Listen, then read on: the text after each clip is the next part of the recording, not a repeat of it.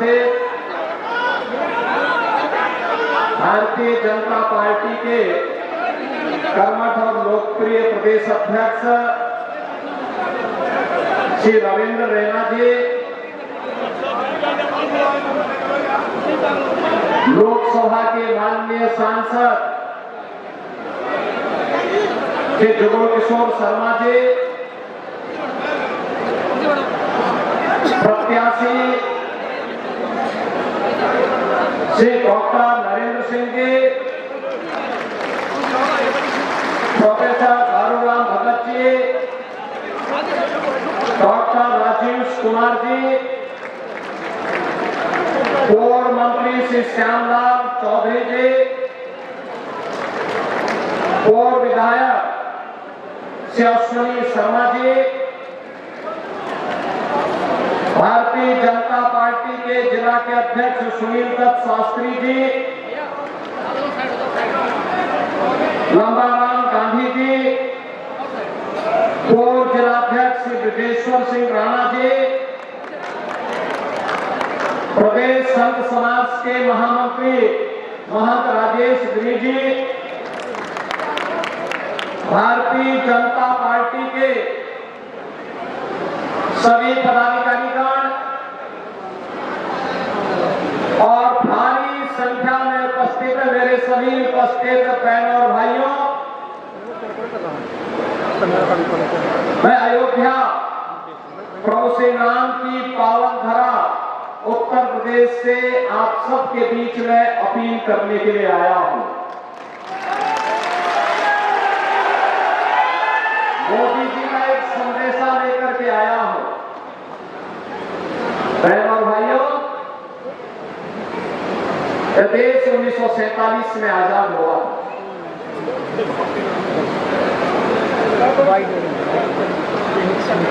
कांग्रेस ने लंबे समय तक देश में शासन किया, लेकिन कांग्रेस ने देश को समस्या के सिवाय कुछ नहीं दिया। ये समस्या आतंकवाद की है, ये समस्या नक्सलवाद की है, ये समस्या अराजकता की है, ये समस्या बेरोजगारी की है, भ्रष्टाचार की है, विभाजन की है। और इसीलिए एक ओर कांग्रेस की द्वारा दी गई समस्या और दूसरी ओर भारतीय जनता पार्टी का मतलब समाधान। 1947 में देश आजाद होते ही सबसे पहला कार्य होना चाहिए था अयोध्या में राम मंदिर के निर्माण का मार्ग प्रशस्त होगा। पाक अधिकृत कश्मीर भारत का हिस्सा होना चाहिए था। उसे हरगिज पाकिस्तान में जाने की, पाकिस्तान के कबीलाओं की मंशा को ध्वस्त करते हुए, जैसे 563 रियासत भारत गणराज्य का हिस्सा बना था, ऐसे ही उस पूरे क्षेत्र पर भारत का अधिकार होना चाहिए था। लेकिन कांग्रेस ने समस्याओं की समाधान की ओर कभी ध्यान नहीं दिया, कभी नहीं ध्यान दिया। वो तो समस्या पैदा करता रहा। और याद करिए, जब तक कांग्रेस सत्ता में थी तब तक उसने अयोध्या में राम मंदिर के निर्माण में भी ऐसे ही रोड़े अटकाता रहा, बैरियर बनता रहा।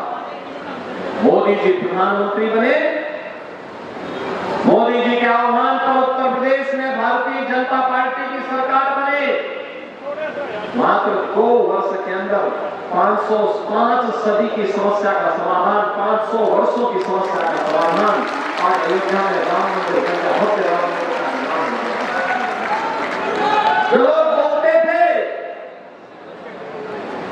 बोलते थे, धमकाते थे कि अयोध्या में राम मंदिर बनेगा तो खून की नदियां बहेंगी। आप याद करना, अयोध्या में राम मंदिर का निर्माण हो गया, एक मच्छर भी नहीं मरा।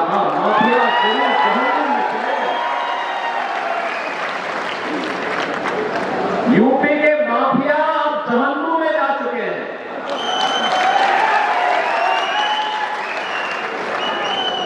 लेकिन सामान्य नागरिक का कोई पाल बाका नहीं कर सकता।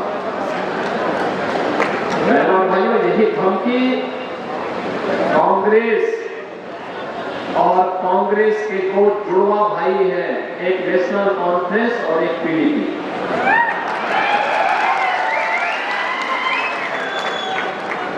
ये तीनों एक प्राइवेट लिमिटेड कंपनी के पार्टनर हैं।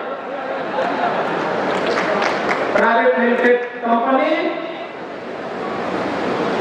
जो जहां सत्ता में रहती है तो शोषण करती है आम जनता का, सत्ता का, और फिर ऐसो आराम उस पैसे से करने के लिए ये लोग साल में 8 महीने यूरोप और इंग्लैंड में व्यतीत करते हैं।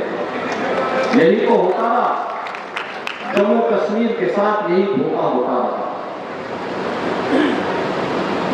धारा 370 भी ये किसकी देन है? ये तो कांग्रेस ने ही दिया ना। बाबा साहब भीमराव अम्बेडकर ने विरोध किया था, कहा था कि संविधान मैंने बनाया है, पूरी ताकत लगाई है, जो सर्वश्रेष्ठ था दुनिया के अंदर आधुनिक लोकतंत्र के लिए, उस प्रकार का संविधान बनाया है, इसके साथ छेड़छाड़ मत करो। लेकिन पंडित नेहरू ने किसी की बात नहीं सुनी। बहनों और भाइयों, किसी की बात नहीं सुनी। जबरदस्ती धारा 370 को डाल करके कांग्रेस के लोग देश की जनता को बेवकूफ बनाते रहे कि धारा 370 समाप्त हुई तो खून की नदियां बह जाएंगी। बहनों और भाइयों, हमने देखा है जम्मू कश्मीर में धारा 370 समाप्त हुई, 35 डेज समाप्त हुआ, जम्मू कश्मीर की जनता का विश्वास बहाल हुआ और जम्मू कश्मीर आज विकास की धारा के साथ केंद्र का एक नया विश्वास स्थापित हुआ। जिसमें दम था, उन्होंने अपनी ईमानदारी दिखा करके धारा 370 को समाप्त कर दिया। लेकिन कांग्रेस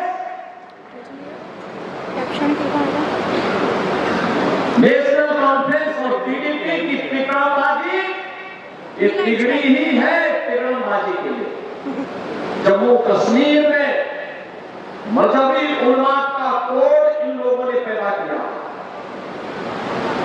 जम्मू कश्मीर को जो धरती का स्वर्ग था, उसको आतंकवाद का वेयर हाउस बना करके इन्होंने यहाँ पे पत्थरबाजों की फौज खड़ी कर दी। पत्थरबाजी होती है। जिन नौजवानों के हाथों में टैबलेट होना चाहिए था, उनके हाथों में पतंजलि के 47 पकड़ाने का काम इन लोगों ने किया था। और इस बात के लिए ये कभी माफ नहीं करना चाहिए, कभी माफ नहीं करना चाहिए। और भाइयों, आज जम्मू कश्मीर पिछले 5 वर्ष के अंदर भारतीय जनता पार्टी प्रधानमंत्री मोदी जी के नेतृत्व में टूरिज्म का बेहतरीन डेस्टिनेशन के रूप में दुनिया के सामने आ गया है।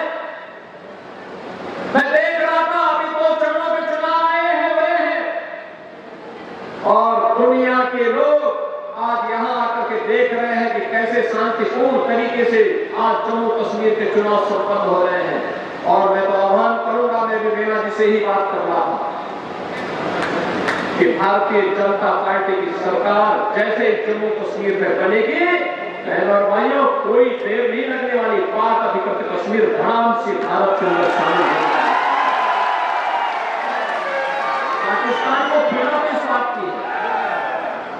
याद करिए, पाकिस्तान की पीड़ा में इस बात को लेकर के है जिस पाकिस्तान में 1947 में आबादी कम गई लेकिन क्षेत्रफल ज्यादा गया, जिस पाकिस्तान के पास आगे बढ़ने की व्यापक संभावना थी, आज उस पाकिस्तान के अंदर आप देख रहे होंगे एक और भारत है, 80 करोड़ लोगों को फ्री में राशन दे रहा है, 60 करोड़ लोगों को 5 लाख रुपए की आयुष्मान भारत की सुविधा दे रहा है, 12 करोड़ किसानों को किसान सम्मान निधि का लाभ दे रहा है, 10 करोड़ घरों में उज्ज्वला योजना की रसोई गैस के सिलेंडर पहुंचा दिए, 12 करोड़ घरों को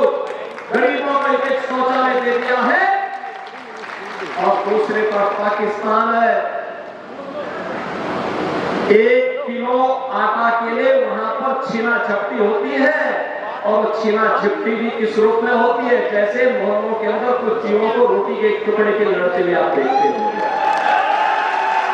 कहां पहुंचा दिया पाकिस्तान को?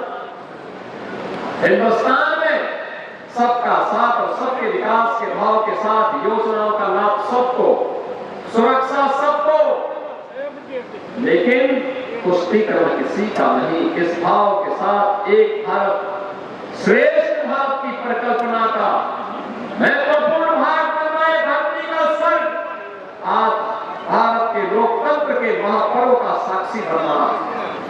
बहनों भाइयों, इनके पास विकास का कोई भी एजेंडा नहीं होता है।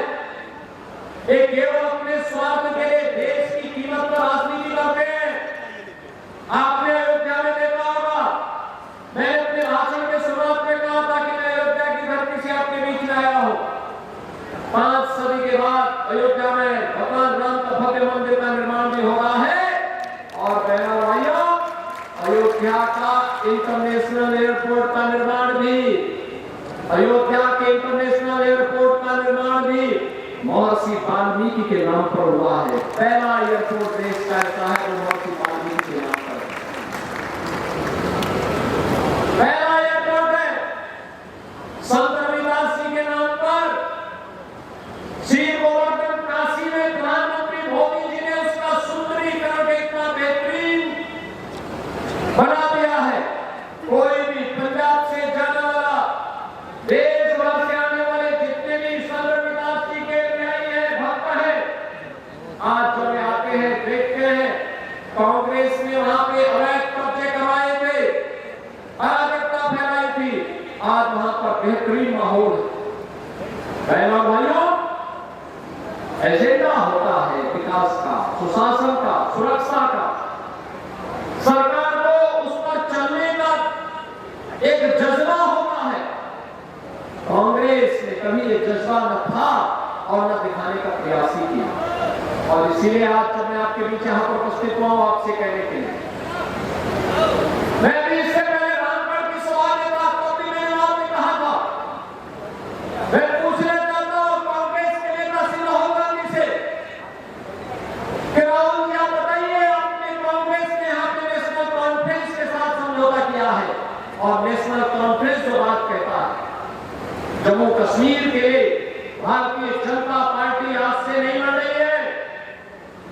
1952 में जब कांग्रेस की तत्कालीन सरकार ने भारत के संविधान में बाबा साहब भीमराव अम्बेडकर की मंशा के विरुद्ध धारा 370 को नापाक तरीके से डालने का काम किया था, तब से भारतीय जनसंघ और भारतीय जनता पार्टी इसका विरोध कर रही थी। एक नारा दी थी, पंडित डॉक्टर श्यामा प्रसाद मुखर्जी ने अपना बलिदान जम्मू कश्मीर में धारा 370 को हटाने के लिए भी दिया था, और उन्होंने कहा था एक देश में 2 प्रधान, 2 निशान और 2 विधान नहीं चलेंगे, नहीं चलेंगे। भाइयों, आपके पूर्वजों ने इसके लिए अपने आप को समर्पित किया था।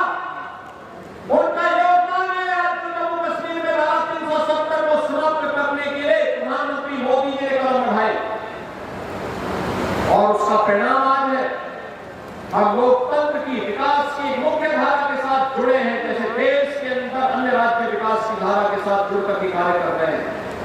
और मैं पूछना चाहता हूं कि नेशनल कॉन्फ्रेंस ने कहा है कि अगर उसकी सरकार बनती है तो वह धारा 370 को पुनर्वापसी करेगी। क्या कांग्रेस नेशनल कॉन्फ्रेंस की घोषणा का समर्थन करता है? क्या कांग्रेस पाकिस्तान से यहां के मुसलमानों की कीमत पर वार्ता करने का पक्षधर है? और क्या कांग्रेस जो जम्मू कश्मीर के लिए यहां पर आदि शंकराचार्य के स्मृतियों को जीवंत बनाने वाला शंकराचार्य पर्वत है, जो नेशनल कॉन्फ्रेंस ने घोषणा कर की है कि उसे तख्ते सुलेमान के रूप में और महाराजा हरि सिंह के नाम पर, हरि पर्वत को कोयले मारन के नाम पर बनाने की घोषणा कर रहा है।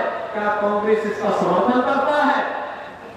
बहनों और भाइयों, जो नेशनल कॉन्फ्रेंस ने घाटी और जम्मू के बीच में भेदभाव पैदा किया था, जो उसने यहाँ के पहाड़ियों को, गुर्जरों को, पट्टवारों को आरक्षण की सुविधा से वंचित किया था, क्या कांग्रेस नेशनल कॉन्फ्रेंस की इन बातों का समर्थन करता है? अगर बहनों और भाइयों कांग्रेस अपनी स्थिति को स्पष्ट नहीं करके फिर मान करके चलिए कि कांग्रेस नेशनल कॉन्फ्रेंस और पीडीपी के विभाजनकारी एजेंडे के साथ में खड़ी है, ये देश की कीमत पर राजनीति कर रही है।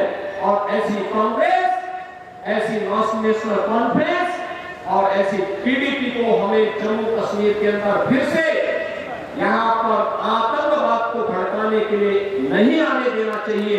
और इसके लिए मैं आपके साथ अपील करने के लिए आया हूं कि जम्मू कश्मीर को धरती का स्वर्ग बनाने के लिए आज प्रधानमंत्री मोदी जी के नेतृत्व में जो कार्य प्रारंभ हुआ है, इस अभियान के हम सब साक्षी बन रहे हैं।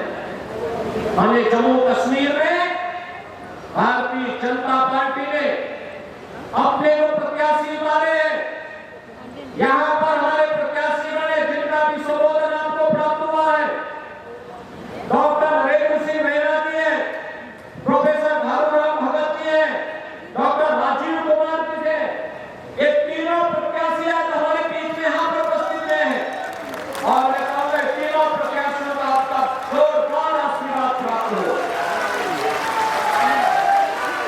तीनों प्रत्याशियों का आपका पूरा आशीर्वाद में प्राप्त हो।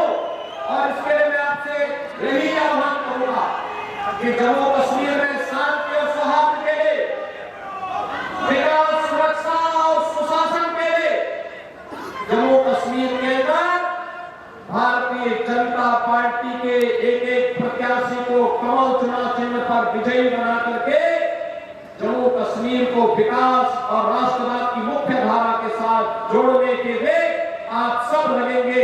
इसी विश्वास के साथ भारतीय जनता पार्टी के इन तीनों प्रत्याशियों को भारी बहुमत से विजयी बनाने की अपील आपसे करते हुए वाणी को देता हूं विराम।